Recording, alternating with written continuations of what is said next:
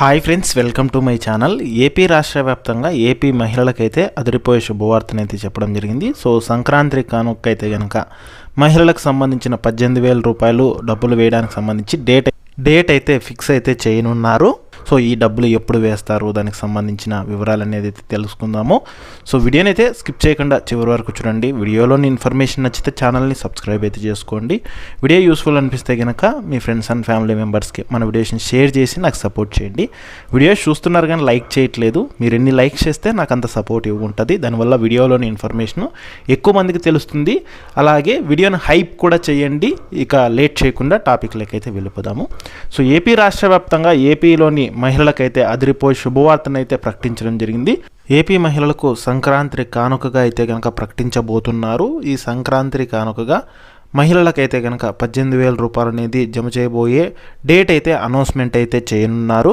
So ముందుగా చూసుకున్నట్లయితే కనుక ఏపీలోని మహిళలకు అంటే మనకు ఈ యొక్క ఆడబిడ్డ నిధి పథకాన్ని అయితే కనుక ప్రారంభించబోతున్నారు. ఈ యొక్క ఆడబిడ్డ నిధి పథకం ద్వారా అయితే కనుక ఆల్రెడీ కూటమి ప్రభుత్వం అయితే కనుక చెప్పడం జరిగింది.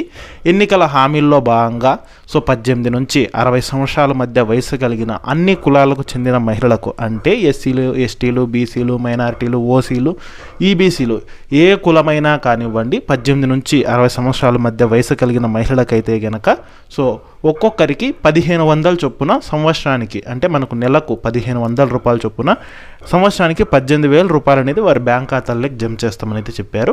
సో గతంలో ఈ పథకం అనేది అయితే ఉండేదన్నమాట. అంటే గత ప్రభుత్వంలో కూడా ఈ పథకం ఉండేది. సో అప్పుడు ఏంటంటే వైఎస్ఆర్ చేయూత, ఈబీసీ నేస్తం, కాపు నేస్తం పథకాలు అయితే ఉండేవి. సో అప్పుడు కూడా అయితే కనుక ఆ పథకాల ద్వారా 15,000, 18,000 అలా మహిళల బ్యాంక్ ఖాతాల్లోకి జమ చేసేవాళ్ళు. ఇప్పుడు వాటన్నింటి ప్లేస్లో ఈ కూటమి ప్రభుత్వం అయితే కనుక ఈ పథకాన్ని అయితే తీసుకొని రావడం జరిగింది. ఈ యొక్క ఆడబిడ్డ నిధి కింద అయితే కనుక ప్రతి నెల జమ చేస్తారనమాట మనకు. సో సంవత్సరానికి ఒకసారిగా జమ చేయకుండా ప్రతి నెల 1,500 అనేది వారి బ్యాంక్ ఖాతాలకి 1వ తేదీన అయితే కనుక జమ చేయడం జరుగుతుంది. ఇట్లా 1,500 ఇంటూ 12 నెలలు కౌంట్ చేసుకుంటే 18,000 రూపాయలు అనేది అయితే కనుక డబ్బులు అయితే రావడం జరుగుతుంది అనమాట. మరి ఈ పథకానికి సంబంధించి ఎవరెవరు అర్హులు అవుతారంటే ఇదివరకే చెప్పుకున్నట్లయితే 18 నుంచి 60 సంవత్సరాల మధ్య వయసు అయితే కలిగి ఉండాలి. అది కూడా మీరు ఏపీ వాసులై ఉండాలన్నమాట. అంటే ఏపీ మహిళలకు మాత్రమే మీ రెసిడెన్సీ అనేది, మీ అడ్రస్ ప్రూఫ్ అనేది ఏపీకి సంబంధించిన వాళ్ళై ఉండాలన్నమాట. అంతేకాకుండా మనకు కొన్ని రూల్స్ కూడా పెట్టే అవకాశం ఉంది. ఏ రూల్స్ పెడతారంటే ఆల్రెడీ 6 స్టెప్ వెరిఫికేషన్ అనేది అయితే ఉంటుందన్నమాట. ఈ 6 స్టెప్ వెరిఫికేషన్లో ఏంటంటే మీకు ల్యాండ్ అనేది ఎంత ఉంది అనేది చెక్ చేస్తారు. అలాగే మీకు 4 వీలర్ ఏమన్నా ఉందా, అలాగే మీ కరెంట్ బిల్ అనేది 300 యూనిట్స్ కంటే ఎక్కువ కన్జంప్షన్ చేస్తున్నారా, ట్యాక్స్ ఏమన్నా పే చేశారా, గవర్నమెంట్ ఎంప్లాయీ కానీ గవర్నమెంట్ పెన్షనర్స్ కానీ ఎవరన్నా మీ ఇంట్లో ఉన్నారా, అంటే మీ రేషన్ కార్డుకు సంబంధించి ఉన్నారా, ఇవైతే కనుక యథావిధిగా చెక్ చేయడం అయితే జరుగుతుందన్నమాట. ఇక దీంతో పాటు ముఖ్యంగా మనకు వయసు అనేది 18కి కంప్లీట్ అయిపోయి ఉండాలి. 18 నుంచి 60 సంవత్సరాలు అనేది ఉండాలి. 60 కంప్లీట్ అయిపోయింది అనుకోండి, మీకు మీ వయసు 60 కంప్లీట్ అయినట్లయితే కనుక మీరు పెన్షన్కి అయితే అర్హులు అవుతారనమాట. సో అప్పుడు ఈ పథకానికి ఇనెలిజిబుల్ అయితే అవుతుందన్నమాట. సో ఈ రకంగా మీ అర్హత వయసు 60 ఏళ్ళ లోపే అయి ఉండాలన్నమాట. అలాగే మనకు దీంట్లో స్టూడెంట్స్ ఉంటారు కదా, సో వాళ్ళనైతే కనుక ఈ పథకానికి ఎలిజిబుల్ చేసే అవకాశం అయితే ఉంటుంది.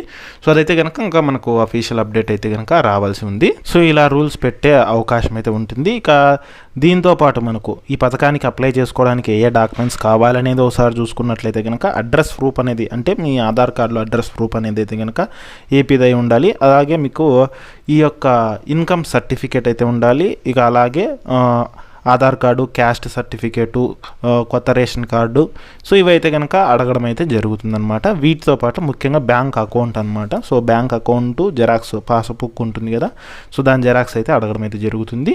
అలాగే మీరు అప్లికేషన్ ఫిల్ చేసేటప్పుడు కూడా వచ్చేసి సో జాగ్రత్తగా పేరు, అకౌంట్ నెంబరు, ఐఎఫ్సి కోడ్ ఇవి పర్ఫెక్ట్గా అయితే కనుక ఫిల్ చేయాల్సి ఉంటుందన్నమాట. ఇక ఇంకా మనకు వార్డు సచివాలయాల్లోనే ఈ పథకానికి అప్లై చేసుకోవాల్సి ఉంటుంది. ఇంకా వెబ్సైట్ అయితే ఓపెన్ అయితే చేయలేదన్నమాట. సో మరి ఈ పథకాన్ని ఎప్పటి నుంచి ప్రారంభిస్తారు అనేది ఒకసారి చూసుకుంటే మనకి సంక్రాంతిలో అయితే కనుక ఈ పథకానికి సంబంధించి డేట్ అనౌన్స్మెంట్ చేసే అవకాశం అయితే ఉందన్నమాట. సో సంక్రాంతి కనుక మహిళలకు ఈ పథకానికి సంబంధించి డేట్ అనౌన్స్ చేసి అప్లికేషన్ ప్రాసెస్ అనేది స్టార్ట్ చేసే అవకాశం అయితే ఉంది. సో డబ్బులు అనేది మళ్ళీ మనకు నిదానంగా అయితే జమ చేయడం జరుగుతుందన్నమాట. సో ఈ సంక్రాంతికి అయితే కనుక మహిళలకు ఈ పథకానికి సంబంధించిన అనౌన్స్మెంట్ చేసే అవకాశం అయితే ఉంది. సో ఎప్పుడు డబ్బులు విడుదల చేస్తారు, అప్లికేషన్ ప్రాసెస్ ఎప్పటి నుంచి ఎప్పటి వరకు ఉంటుంది, దానికి సంబంధించిన వివరాలు అనేది అయితే కనుక అనౌన్స్మెంట్ అయితే ప్రభుత్వం చేసే అవకాశం అయితే ఉంది.